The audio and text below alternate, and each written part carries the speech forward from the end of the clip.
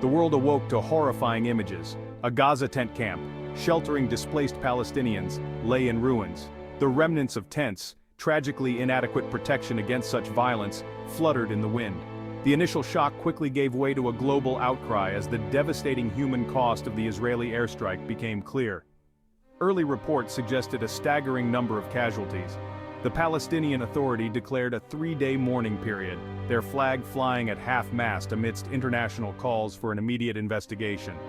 Aid organizations struggled to cope with the influx of injured, their resources already stretched thin by the ongoing humanitarian crisis in Gaza.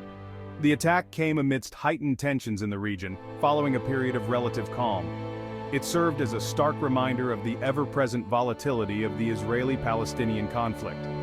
The international community, already grappling with numerous crises, found itself yet again forced to confront the seemingly intractable situation in the Middle East. The dust settled on a scene of unimaginable devastation.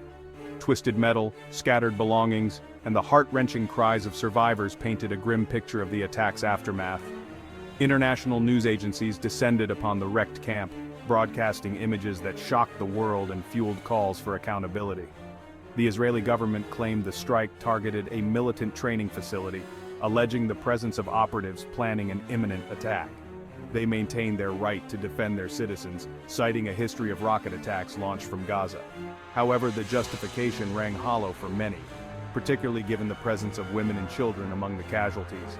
Palestinian officials vehemently denied the Israeli narrative, labeling the attack a blatant act of aggression and a war crime.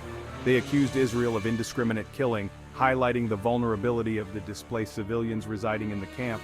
The incident further inflamed tensions, raising fears of a wider escalation of violence. Adding fuel to the fire, Hamas, the militant group controlling Gaza, vowed a forceful response, further escalating tensions. The prospect of retaliatory attacks loomed, threatening to plunge the region into another cycle of violence. With each side digging in its heels, the possibility of a swift and peaceful resolution seemed increasingly distant.